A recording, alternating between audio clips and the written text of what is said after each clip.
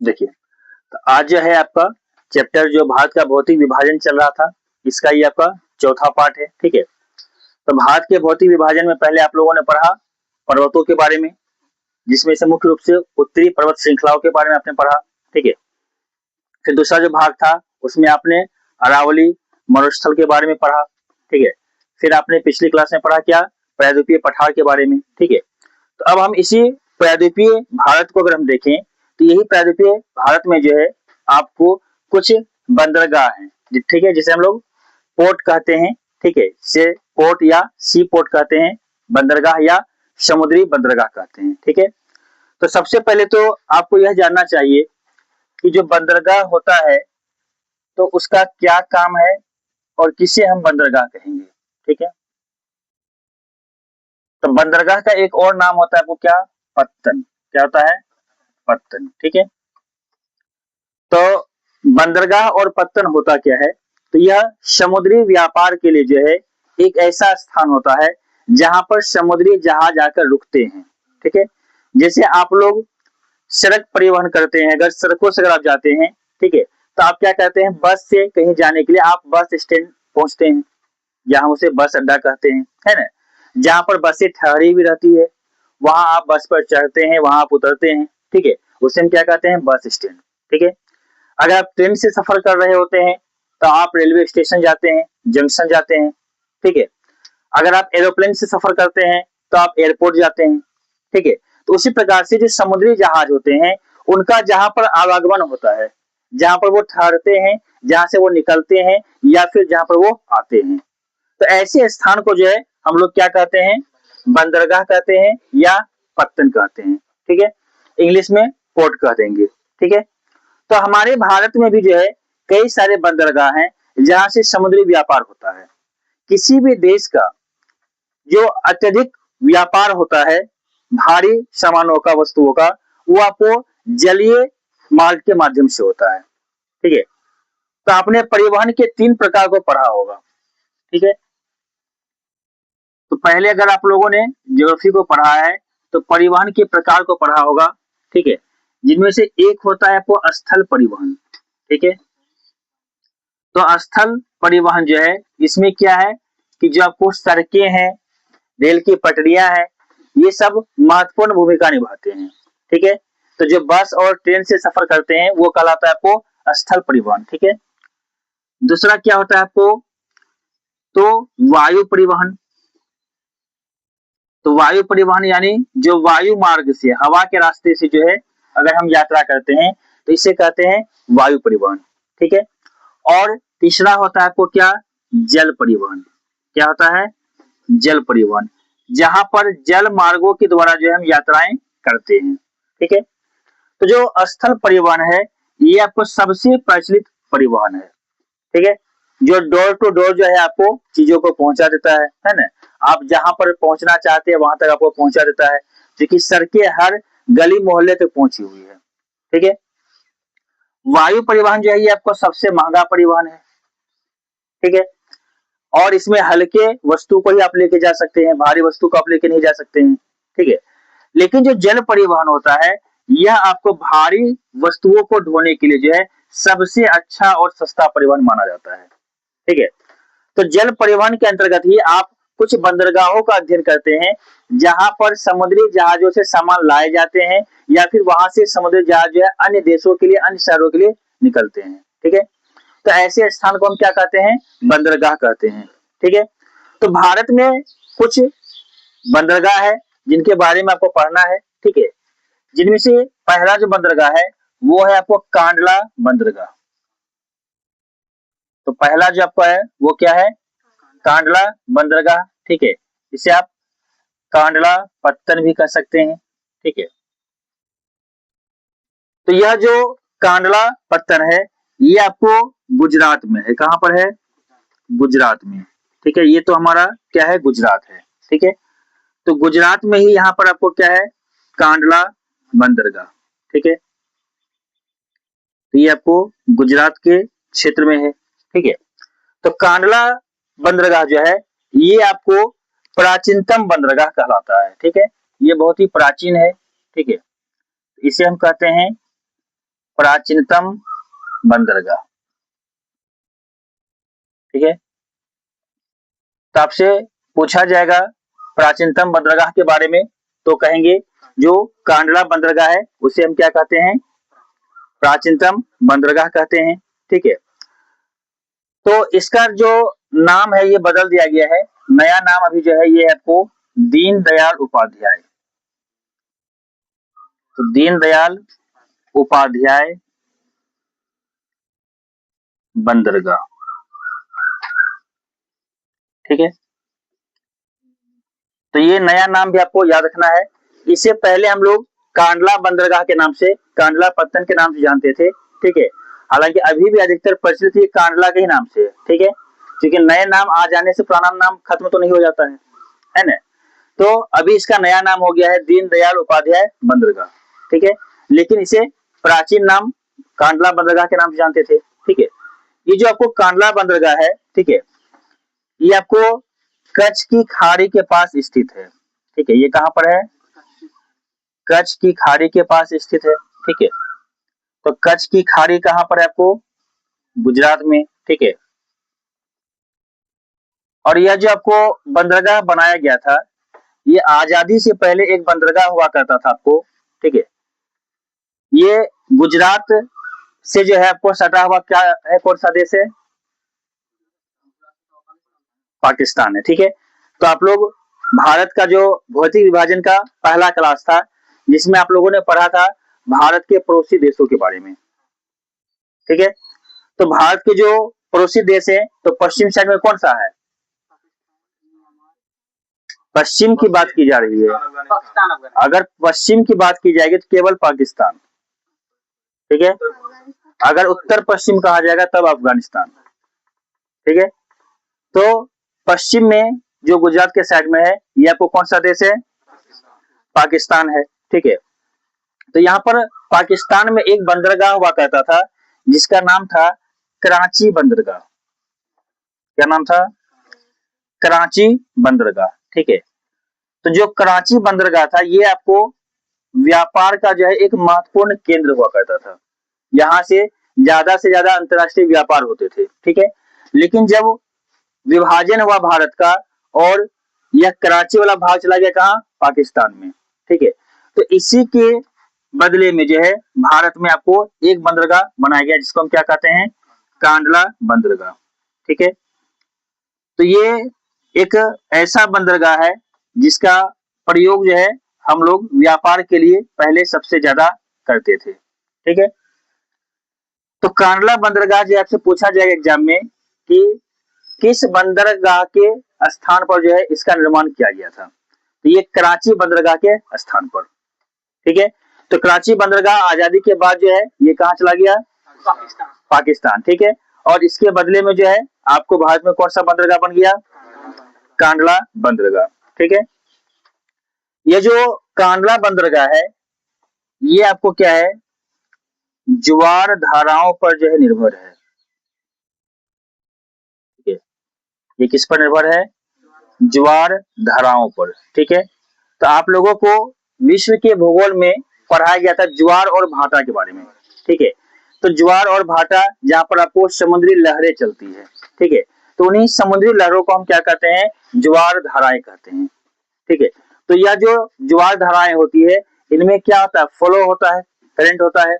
ये किसी भी चीज में क्या गति लाते हैं, आप लोगों ने मैट्रिक में पढ़ा होगा कि नाव की चाल और धारा की चाल ये है, तो दोनों को मिलाकर जो कुल क्या चाल होगी, इस टाइप का। अगर विपरीत चाल है पानी का, है ना, तो फिर नाव कितने देर में आपको पहुंचेगा उस पार, इस टाइप के कई सारे सवाल आपने पढ़ा होगा, है ना। तो ये जो आपको कांडला बंदरगाह है ये किस पर निर्भर करता है, ज्वार धाराओं पर। ठीक है, ये किस पर निर्भर करता है, ज्वार धाराओं पर। ठीक है, इसके बाद अगला बंदरगाह आप देखें तो ये आपको है, दो बंदरगाह यहां पर आप याद रखेंगे। ठीक है, एक नाहवा सोवा और दूसरा मुंबई। ठीक है, तो ये दोनों ही जो बंदरगाह है ये आपको कहां पर है, महाराष्ट्र में। कहां पर है? महाराष्ट्र में। ठीक है, तो नावासोवा बंदरगाह जो है यह आपको क्या है कि एक व्यस्तम बंदरगाह है। ठीक है, तो अगला जो बंदरगाह को पढ़ना है वो क्या है? नावासोवा। ठीक है, तो इसका भी जो है नाम बदल दिया गया है। ठीक है, और इसका नाम हो गया है जवाहर लाल नेहरू बंदरगाह। ठीक है, तो भारत के प्रथम प्रधानमंत्री कौन थे? पंडित जवाहर लाल नेहरू। ठीक है, तो इन्हीं के नाम पर जो है इस बंदरगाह का नया नाम हो गया है। ठीक है, तो नावासोवा का नया नाम क्या है? जवाहरलाल नेहरू बंदरगाह। ठीक है, और यह आपको जो है भारत का सबसे बड़ा बंदरगाह है। ठीक है, तो भारत का सबसे बड़ा बंदरगाह है। ठीक है, और क्या है? तो ये आपको जो है आधुनिक बंदरगाह है। ठीक है, ये क्या है आपको? आधुनिक बंदरगाह यानी नया बंदरगाह है। ठीक है,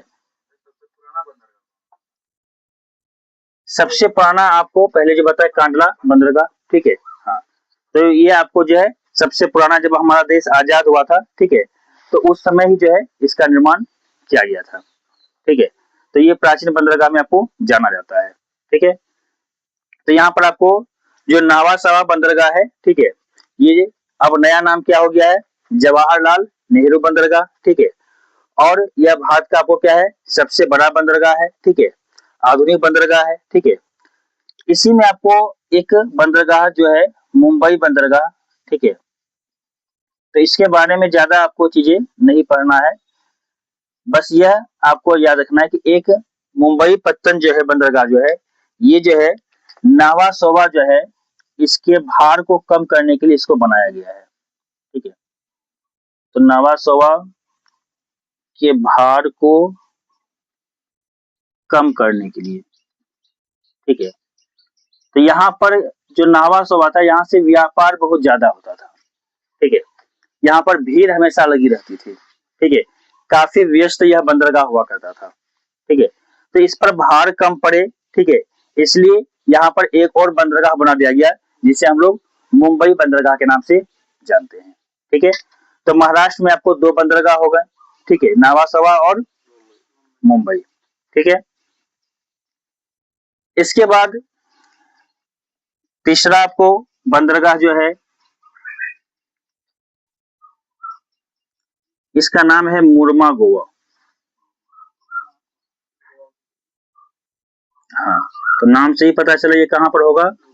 गोवा में। ठीक है, तो ये आपको गोवा में है। ठीक है, तो इसे मुर्मा गोवा और मुर्मा गांव दोनों नाम से जानते हैं। ठीक है, तो यहाँ पर आपको चौथा जो हो गया वो क्या हो गया? मुर्मा गोवा। ठीक है, तो यह आपको दो ही सवाल यहाँ से आपको पूछा जाता है कि ये आपको बंदरगाह जो है वो किस राज्य में है?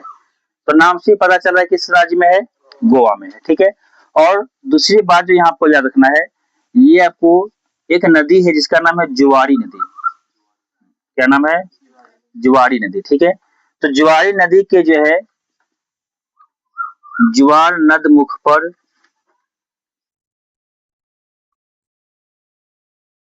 बना है। ठीक है, तो मुर्मा गोवा बंदरगाह जो है ये कहां पर बना है?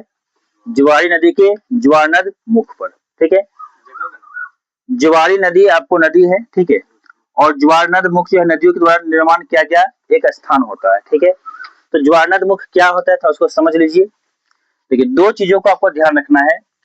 एक है आपको डेल्टा। ठीक है, एक आपको क्या है? डेल्टा। ठीक है, और दूसरा जो है वो आपको ज्वार नद मुख। ठीक है, ज्वार नद मुख जो है इसे इंग्लिश में कहते हैं एस्चुअरी। ठीक है, इंग्लिश में क्या कहते हैं? एस्चुअरी। ठीक है, और डेल्टा को डेल्टा ही कहते हैं।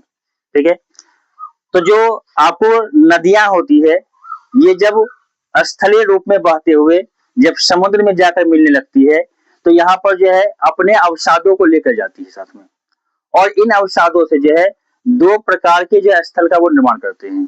ठीक है, एक क्या होता है कि जो नदियां होती है ये जब बह रही होती है, ठीक है, मान लीजिए कि एक नदी है, ठीक है, और ऐसे बहते हुए आ रही है, ठीक है, तो इसके साथ क्या है कि बहुत सारे अवसाद है, ठीक है, और मान लीजिए ये क्या आपको समुद्र एरिया है, ठीक है, नदी बहते हुए आई, ठीक है, और इसे मिलकर इसे कहाँ पर मिलना है, समुद्र में मिलना है, ठीक है, तो ये क्या कहते हैं अपने अवसाद लेकर जाते हैं साथ में, ठीक है, तो ये अवसाद क्या कहते हैं कि समुद्र में मिलने से पहले क्या है वो इसको बिछा देते हैं साइड में, ठीक है, साइड में क्या कहते हैं बिछा देते हैं, ठीक है, तब जाके वो समुद्र में मिलते हैं, ठीक है, तो यहाँ पर जो है एक भूमि का निर्माण हो जाता है जिसको हम डेल्टाई भूमि कहते हैं, क्या कहते हैं डेल्टाई भूमि, ठीक है, तो ऐसे क्षेत्र को हम डेल्टा कहते हैं, क्या कहते हैं डेल्टा, कि जब कोई नदी जो है समुद्र में मिलती है तो समुद्र में मिलने से पहले अपने साथ लाए गए अवसाद गाद को समुद्र के किनारे जो है वो स्थापित कर देती है, और इसी अवसाद से गाद से किसका निर्माण होता है डेल्टा का निर्माण होता है, जो कि एक उपजाऊ भूमि होती है, ठीक है, आपको जो पिछली क्लास में पढ़ाया गया था तो जो पूर्वी हमारा घाट है, ठीक है, ये भी क्या है आपको डेल्टा से बना हुआ है, कल की क्लास में आपको पढ़ाया गया था कि यहाँ पर आपको क्या है जो मैदानी भाग है वो ज्यादा चौड़ा है, ठीक है, क्यों चौड़ा है क्योंकि यहाँ पर डेल्टाओं का निर्माण ज्यादा होता है, ठीक है, भारत में सबसे बड़ा डेल्टा कौन सा है सुंदरवन डेल्टा, ठीक है, ये विश्व स्तर पर जो प्रसिद्ध है, ठीक है, तो ये सुंदरवन डेल्टा कहाँ पर है, तो ये हमारे वेस्ट बंगाल में है, ठीक है, और साथ ही साथ आपको जो बांग्लादेश है, ठीक है, यहाँ पर भी है, ठीक है, तो सुंदरवन डेल्टा का जो विस्तार है भारत के पश्चिम बंगाल राज्य में और बांग्लादेश में, ठीक है, तो ये आपका विश्व का सबसे बड़ा डेल्टा कहलाता है सुंदरवन डेल्टा, ठीक है, तो इसका नाम सुंदरवन इसलिए पड़ा है क्योंकि यहाँ पर सुंदरी नाम की वृक्ष जो है पाई जाती है, ठीक है, तो यहाँ पर सुंदरी नाम की वृक्ष क्या है अत्यधिक मात्रा में है, ठीक है, इसलिए इसका नाम क्या पड़ गया सुंदरवन डेल्टा, ठीक है, तो ये पर्यटन को भी बढ़ावा देता है, पर्यटन के लिहाज से भी आपको बहुत महत्वपूर्ण है, ठीक है, और यहीं पर आपको पाए जाते हैं क्या बंगाल टैगोर, ठीक है, हाँ, तो बंगाल टाइगर का नाम सुने हैं, इलेक्शन वगैरह आता है तो बोलता है बंगाली टाइगर है, ठीक है, नहीं सुने हैं, चलिए, तो बंगाल का जो टाइगर होता है जो सब मजबूत टाइगर के तौर पर जाना जाता है, ठीक है, वो आपको यहीं पर पाया जाता है, ठीक है, चलिए, तो ये डेल्टा क्या होता है वो समझ गए, अब आते हैं ज्वार नदमुख पे, कुछ नदियां क्या है कि जब बहते हुए आती है तो वो ऊपर से ढलान से आती है, और वो जो समुद्र होता है सागर होता है जब इसमें मिलना होता है, ठीक है, तो वो ज्यादा ऊंचाई से आने का क्या वो डायरेक्ट मिल जाता है, कोई अवसाद जो है वो बाहर जमा नहीं करता है, ठीक है, तो जो अवसाद जमा नहीं करता है वो डायरेक्ट आके कहां पर मिल जाता है समुद्र या सागर में, ठीक है, तो इससे क्या होता है जो निर्माण होता है इसको बोलते हैं ज्वार नदमुख, इसे क्या बोलते हैं ज्वार नदमुख या इंग्लिश में एस्चुरी, ठीक है, इसे एस्चुरी या ज्वार नदमुख कहते हैं, ठीक है, तो जो नदियां डेल्टा नहीं बनाएगी वो नदी ज्वार नदमुख बनाएगी, ठीक है, और जो डेल्टा बनाएगी तो वो ज्वार नदमुख नहीं बनाएगी, ठीक है, जो पश्चिम से पूर्व के साइड में बहने वाली नदियां हैं वो आपको ज्यादातर डेल्टा बनाती है, ठीक है, और जो पूर्व से पश्चिम की ओर बहती है अरब सागर में गिरती है तो वो डेल्टा का निर्माण कम करती है, वहां पर ज्वार नदमुख ज्यादा बनते हैं, ठीक है, तो उसी में से एक नदी है आपको ज्वारी नदी, तो ज्वारी नदी क्या है अरब सागर में गिरती है, ठीक है, तो अरब सागर में गिरने वाली जो नदी है वो क्या बनाती है ज्वार नदमुख, क्या बनाती है ज्वार नदमुख, ठीक है, तो ज्वारी नदी के द्वारा क्या होता है ज्वार नदमुख का निर्माण होता है, ठीक है, और इसी ज्वार नदमुख पर जो है आपको जो है मुरमा गोवा आपका बंदरगाह बना हुआ है, क्लियर है, तो ये आपका 4 बंदरगाह हो गया, ठीक है, जिसमें सबसे पहला क्या आपका कांडला, ठीक है, दूसरा नाबासो, ठीक है, तीसरा चौथा मुर्गा मुर्मा गोवा, सही, मुर्गा मुर्गा बोल रहे हैं आप लोग, हाँ, चलिए, और यहाँ पर नीचे आएंगे तो 2 और बंदरगाहों को आपको देख लेना है, ठीक है, एक है आपको मंगलोर, क्या नहीं मिल रहा है?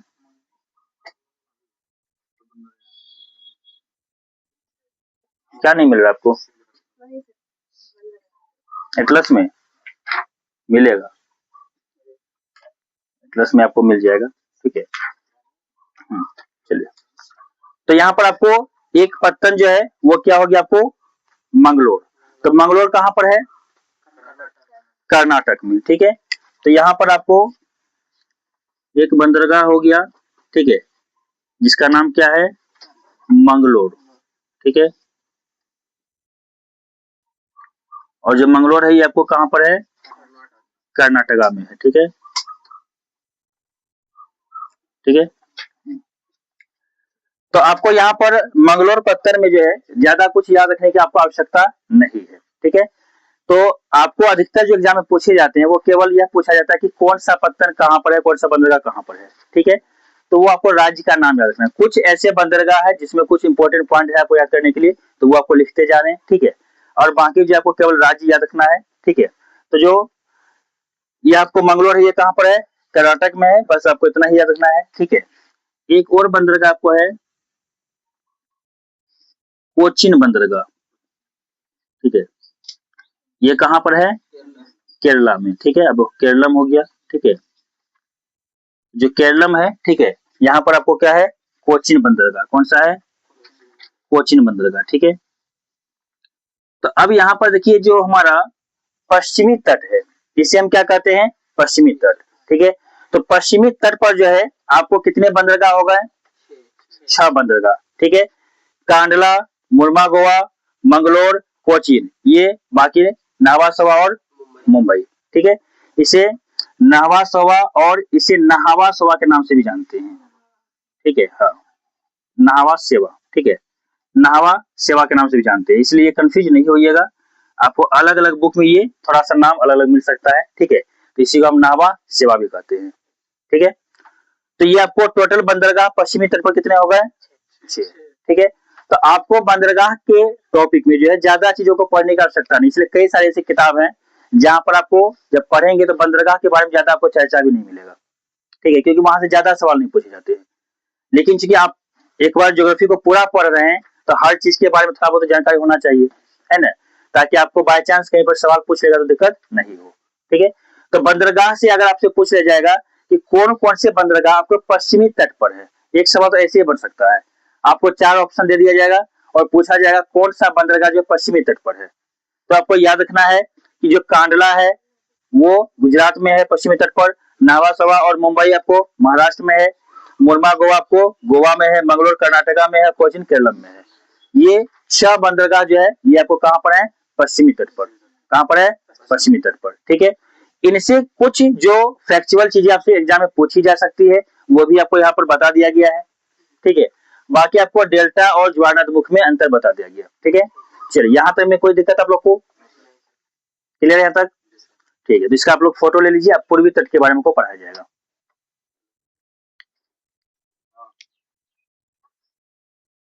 तो आपका अभी तक में कितने बंदरगाह हो गए? 6 बंदरगाह हो गए, ठीक है। तो ये 6 बंदरगाह आपको पश्चिमी तट पर है।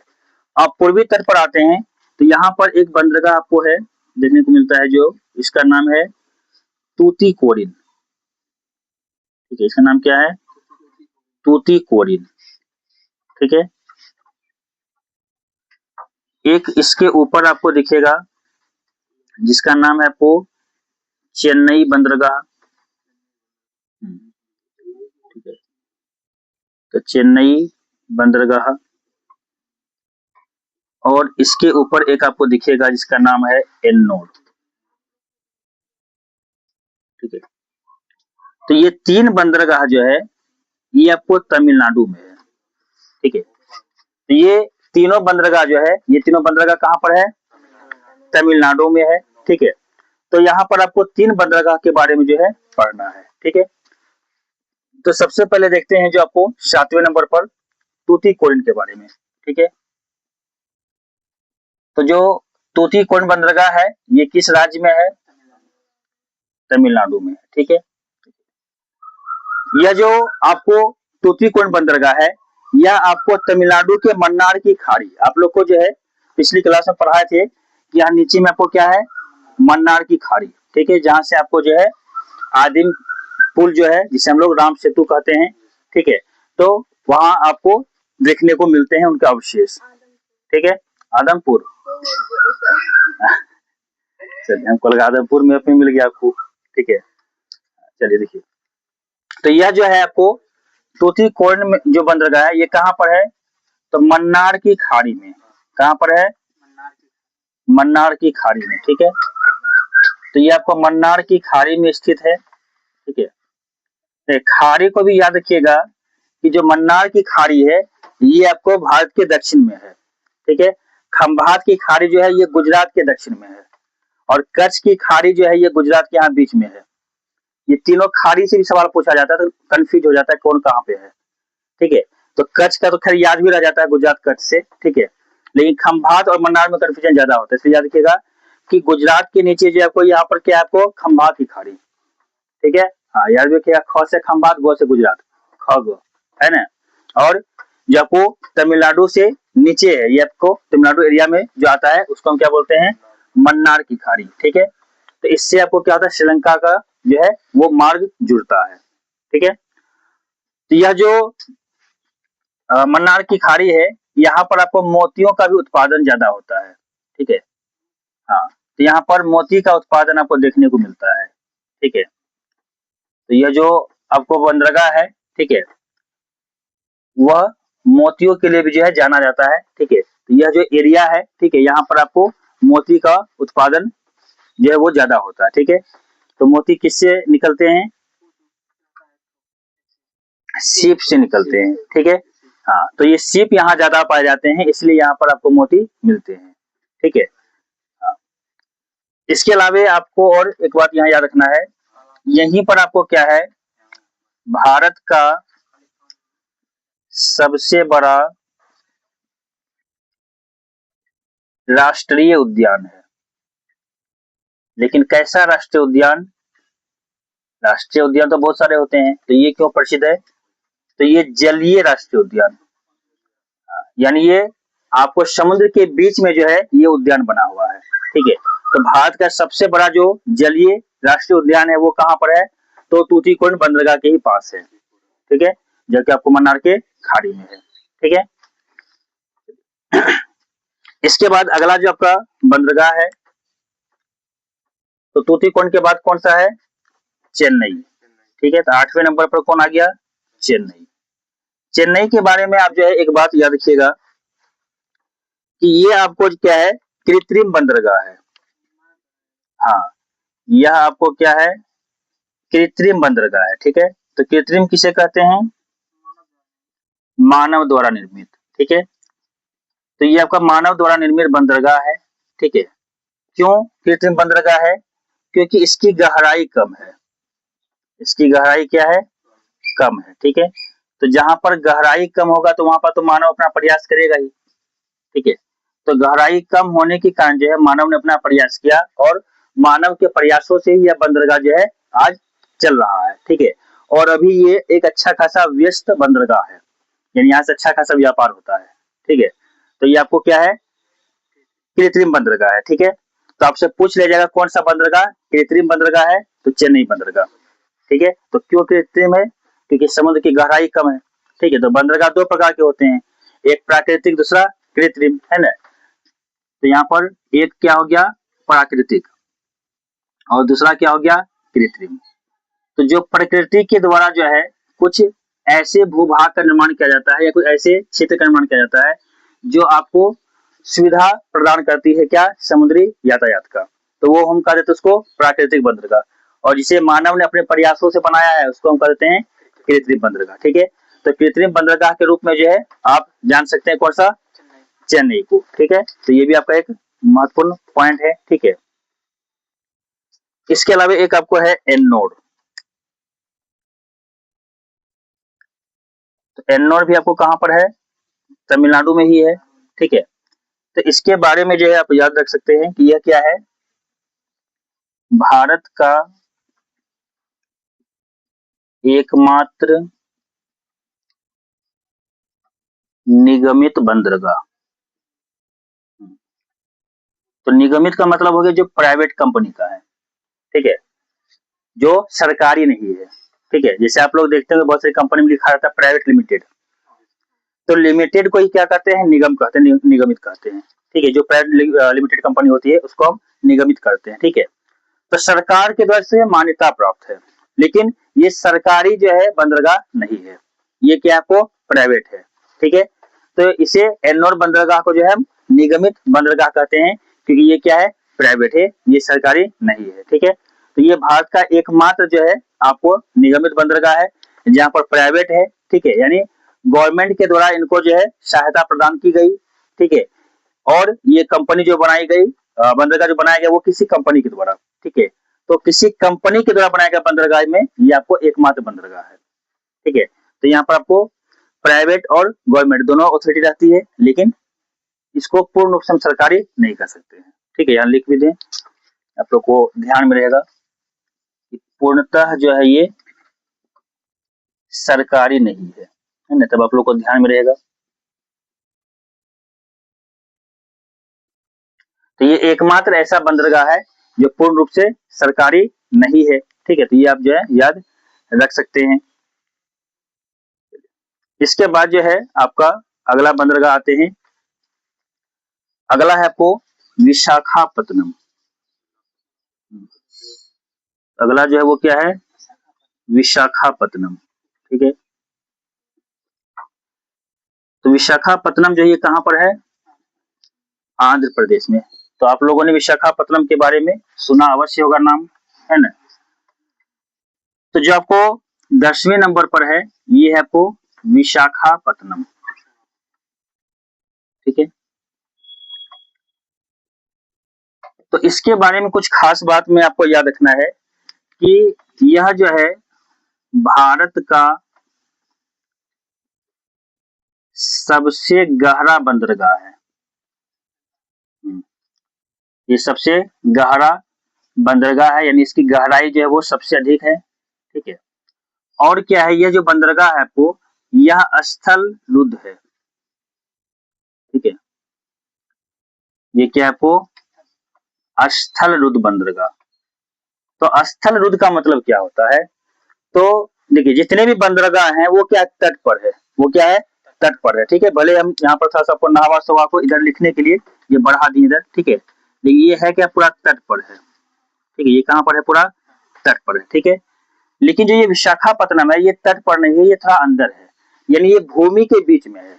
तो ऐसे बंदरगाह जो समुद्र के पास ना होके भूमि के बीच में होता है उसे क्या हम कहते हैं, तो उसे हम कहते हैं स्थल रुद्ध बंदरगाह।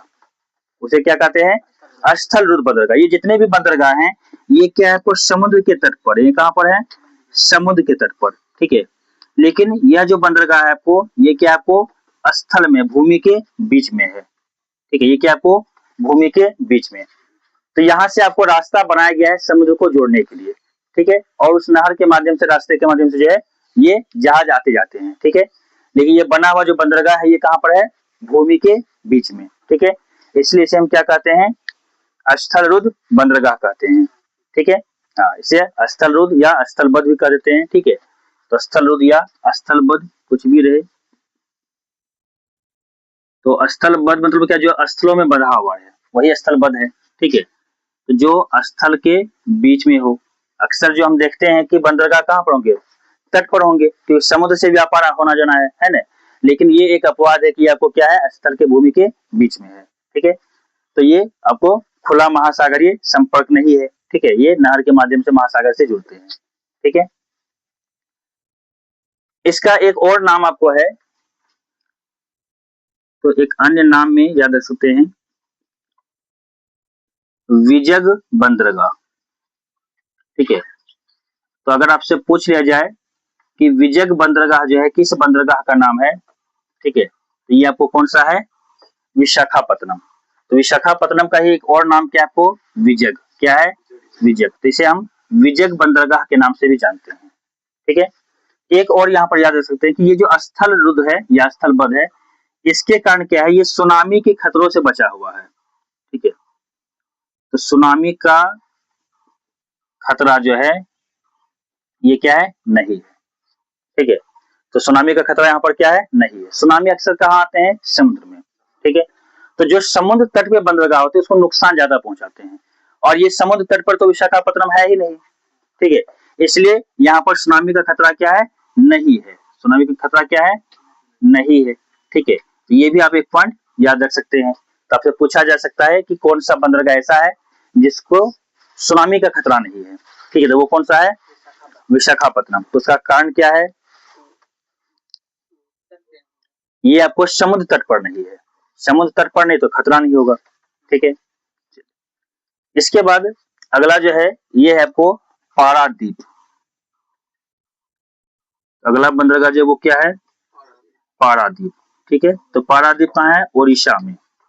कहाँ पर है, ओडिशा, ठीक है। तो जो 11 नंबर पे है वो आपको पारादीप, ठीक है। और पारादीप जो है आपको कहाँ पर है, ओडिशा राज्य में, ठीक है। तो यहाँ से एक पॉइंट आप याद रख सकते हैं कि ये आपको जो है महानदी के डेल्टा पर बना हुआ है। हाँ। तो जो पारादीप बंदरगाह है, ठीक है, तो यह जो बना हुआ है ये कहाँ पर बना हुआ है, महानदी के डेल्टा पर, जो महानदी का डेल्टाई क्षेत्र है, ठीक है। तो यहाँ पर आपको पारादीप बना हुआ है, ठीक है। मिल गया पारादीप आपको, ठीक है। ऐसे ढूंढते रहिए, मैप लगा के रखिए घर में, जितना आप पढ़ते हैं उसको ढूंढते रहिए, देखिए याद करना कितना आसान हो जाएगा, ठीक है। तो यहाँ पर आपका हो गया। चलिए एक और आप यहाँ पर देख लीजिए, अंतिम, जो अंतिम भी है और महत्वपूर्ण भी है, ठीक है। यहाँ पर दो बंदरगाह आपको देखना है एक साथ। इसे हम लोग कहते हैं कोलकाता हल्दिया बंदरगाह, ठीक है। इसे क्या कहते हैं, कोलकाता हल्दिया बंदरगाह। ये कहाँ पर होना चाहिए, बंगाल में। कौन सा बंगाल में, वेस्ट बंगाल में, ठीक है। तो ये जो कोलकाता हल्दिया आपको बंदरगाह है ये कहाँ पर है, वेस्ट बंगाल में है, ठीक है। तो यहाँ पर आपको जो है एक बंदरगाह जो है, ठीक है, और यहाँ पर आपको नदी आप पढ़े हैं होंगे कभी या आगे आप पढ़ेंगे, ठीक है। एक नदी है जिसका नाम क्या है, गंगा, ठीक है। और गंगा की एक वितारिका नदी है जिसको हम बोलते हैं हुगली। तो हुगली नदी का नाम सुने आप लोग, तो गंगा का तो अवश्य ही सुने होंगे, लेकिन हुगली तो आपके लिए नया हो सकता है, ठीक है।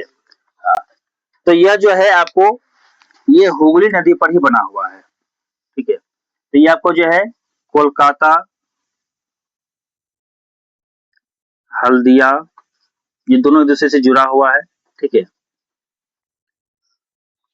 तो ये आपको क्या है कि हुगली नदी के तट पर है, ठीक है। और हुगली नदी के तट पर एक शहर भी जो है बसा हुआ है जो फेमस शहर है, ठीक है। हाँ, तो नाम बता सकते हैं आप लोग,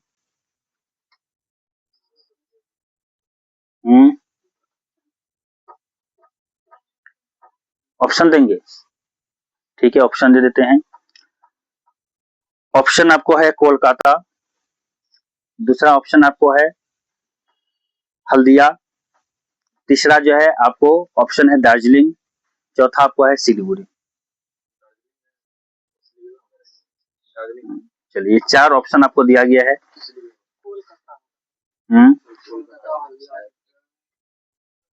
देखिए,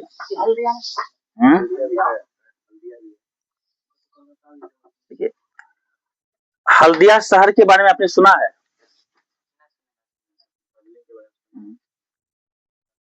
जब हल्दिया शहर के बारे में आप नहीं सुने तो फेमस शहर कैसे हो जाएगा। हल्दिया कोई प्रसिद्ध शहर नहीं है, वो केवल एक बंदरगाह के लिए ही जाना जाता है, ठीक है। दार्जिलिंग पहाड़ पर है ना, तो अपना कॉमन सेंस लगाएंगे। दार्जिलिंग क्या है, पहाड़ पर है, तो समुद्र के किनारे तो है ही नहीं, है ना। अगर सिलीगुड़ी आते हैं तो सिलीगुड़ी भी आपको समुद्र किनारे नहीं, तो हमारे पूर्णिया के बाद आप जाइएगा बंगाल तो आपको सिलीगुड़ी मिल जाएगा, है ना। तो जो नाम है वही आपको है, ठीक है। तो हुगली नदी के तट पर आपको क्या है, कोलकाता शहर बसा हुआ है, ठीक है। हाँ, आप दोनों बोले हैं कोलकाता, बाकी लोग कम बोले, ठीक है। हाँ, तो ये कोलकाता शहर जो है ये आपको सवाल पूछ लिया जाता है एग्जाम में, है ना, कि कोलकाता शहर जो है वो किस नदी के किनारे है? तो हुगली नदी के किनारे, ठीक है। तो आपको नदी वाला चैप्टर जब पढ़ाएंगे तो वहाँ पे बहुत सारे आपको शहर देंगे। जैसे आपको पूछा था वाराणसी किस नदी के किनारे है, लखनऊ किस नदी के किनारे है, पटना किस नदी के किनारे है, गंगा नदी के किनारे कौन कौन से शहर बसे हुए हैं, यमुना नदी के किनारे कौन कौन से शहर बसे हुए हैं, ठीक है, गंगा यमुना के संगम पर कौन से शहर बसे हुए हैं। ऐसे कई सारे सवाल बनते हैं। तो जब नदी का टॉपिक पढ़ाएंगे तो वहां पर ये चीज आपको बताएंगे, क्योंकि अभी बता रहे थे हुगली नदी आ गया तो एक सवाल आपसे पूछ लिए, ठीक है। तो ये जो हुगली नदी के तट पर है, यह कौन सा शहर है? कोलकाता, ठीक है। और यह जो आपको कोलकाता बंदरगाह है, ठीक है, इसकी सहायक बंदरगाह है आपको क्या? हुगली, ठीक है। तो कोलकाता का सहायक बंदरगाह कौन है? तो हल्दिया, ठीक है। तो कोलकाता का जो सहायक बंदरगाह है वह कौन सा है? हल्दिया है, ठीक है। और जो ये आपको कोलकाता हल्दिया जो बंदरगाह है किस नदी के किनारे है? हुगली नदी किनारे, ठीक है।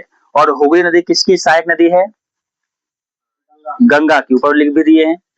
तो हुगली नदी जो वो क्या है? गंगा की सहायक नदी है, ठीक है। अब है क्या कि यहाँ पर जो कोलकाता है, ठीक है, ये थोड़ा सा अंदर की तरफ है, जिसे इसको भी हम कह सकते हैं क्या, स्थल वाले भाग में है, ठीक है। और हल्दिया क्या है? समुद्र किनारे, ठीक है। तो कोई भी जहाज जब आता है तो पहले कहाँ पहुंचेगा? हल्दिया बंदरगाह। और यहाँ पर कोलकाता बंदरगाह से हल्दिया हल्दिया बंदरगाह को क्या जोड़ा गया है, ठीक है, नहर के माध्यम से, ठीक है। और इस नहर के माध्यम से इसको जोड़ दिया गया, यानी कोई भी बंदरगाह पर अगर पहुंचेगा तो पहले पहुंचेगा कहाँ? हल्दिया, फिर हल्दिया से जाएगा कहाँ? कोलकाता, ठीक है। तो हल्दिया के रास्ते ही ये कोलकाता पहुंचते हैं, ठीक है। और हमारा अधिकतर जो व्यापार आपको पूर्व क्षेत्र से होता है, चाइना से, म्यांमार से, या उधर आपको जितने भी देश है कोरिया वगैरह से, वो आपको इसी बंदरगाह के माध्यम से होता है, ठीक है। तो इसलिए ये बहुत प्रसिद्ध भी आपको है, ठीक है। कोलकाता से बहुत ज्यादा हमारा व्यापार होता है आपको, समुद्री व्यापार, ठीक है। हाँ हाँ, आपको जो विदेश से कपड़े वगैरह आते हैं, ठीक है, वो भी यहीं पे कोलकाता पहुंचता है, ठीक है। हाँ, इसलिए कोलकाता में कपड़ा तो आपको सस्ता मिलता है। एक दो को लीजिए तो सस्ता नहीं मिलेगा, जो थोक मिलेंगे, है ना। तो वहां पर आपको होलसेलिंग के लिए आपको थोक में मिल जाता है, क्योंकि वहां पर आपको बंदरगाह पर उतरता ही है, ठीक है। तो जो हेवी माल मंगवाते हैं, ज्यादा मंगवाते हैं तो ज्यादा क्वांटिटी में, तो उनके लिए आपको सुलभ होता है, ठीक है। तो यह क्या है कि जो कोलकाता बंदरगाह है, इसका जो पानी है वो कम गहरा है। पानी क्या है? कम गहरा है। और जहां पर गहराई कम होगी, ठीक है, तो वहां पर क्या होगा? व्यापार तब होगा जब ज्वार उत्पन्न होगा। इसलिए ये भी क्या है? ज्वार धाराओं पर निर्भर है, ठीक है। ज्वार भाटा नहीं, ज्वार धाराओं पर, ठीक है। तो जो आपको पहला बताया गया था कांडला बंदरगाह, ये क्या था? ज्वार धाराओं पर निर्भर था, ठीक है। तो ये आपको जो पहला कांडला था ये भी क्या था? ज्वार धाराओं पर निर्भर था, ठीक है। और जो आपको ये कोलकाता वाला है, ये भी क्या है? ज्वार धाराओं पर निर्भर करता है, ठीक है, क्योंकि इसकी गहराई क्या है? कम है। तो जिसकी गहराई कम होगी वो ज्वार धाराओं के माध्यम से क्या होगा? समुद्री जहाज होंगे वो आगे बढ़ेंगे, ठीक है। चलिए यहाँ तक बातें क्लियर है? यहाँ तक में कोई दिक्कत किसी को समझने में? चलिए, तो ये आपको भारत के जो है प्रमुख बंदरगाह हैं, ठीक है, जिसके बारे में आपको जानना था, ठीक है। तो ये 12 बंदरगाह है, ठीक है, जिनमें से आपको नाहवा शोवा और मुंबई, ठीक है, ये दो गो महाराष्ट्र में है, ठीक है। एन्नौर, चेन्नई, तूतीकोरिन, ये तीनों आपको तमिलनाडु में है, ठीक है। और बाकी जो एक एक है, ठीक है, यहाँ पर दो है लेकिन दोनों चीज एक ही साथ पढ़ा जाता है, एक ही साथ रखा जाता है, ठीक है, इसलिए एक ही काउंटिंग करेंगे, ठीक है। तो ये 12 बंदरगाह जो है आपको ध्यान में रखना है, ठीक है। और 12 में भी आपको दो तीन तो ऐसे हैं जिसके बारे में ज्यादा कुछ खास बात नहीं है, जैसे आपको मंगलोर हो गया, कोचीन हो गया, ठीक है, पारादीप हो गया, ये सब ज्यादा महत्वपूर्ण आपको नहीं है, केवल आपको राज्य याद रखना है, ठीक है। अब बाकी जो है आपको कुछ पॉइंट, एक दो पॉइंट सभी में है, ठीक है, इसको आप याद कर लीजिएगा। तो जो बंदरगाह वाला क्वेश्चन आपके एग्जाम में आएगा तो वहां पर आपको क्वेश्चन नहीं छूटेगा, ठीक है। तो मेन आपको याद रखना है कि कौन से बंदरगाह किस राज्य में है और किस तट पर है। ठीक है, तो 6 गो आपको पश्चिम तट पर और 6 गो आपको पूर्वी तट पर, टोटल कितने हो गए 12। इन 12 को आप याद रखेंगे तो यही आपके लिए इंपॉर्टेंट है। ठीक है, यहाँ तक क्लियर है। चलिए, तो आज की क्लास को यही रहने देते हैं, फिर आगे आपको अगली क्लास में पढ़ना है। ठीक है।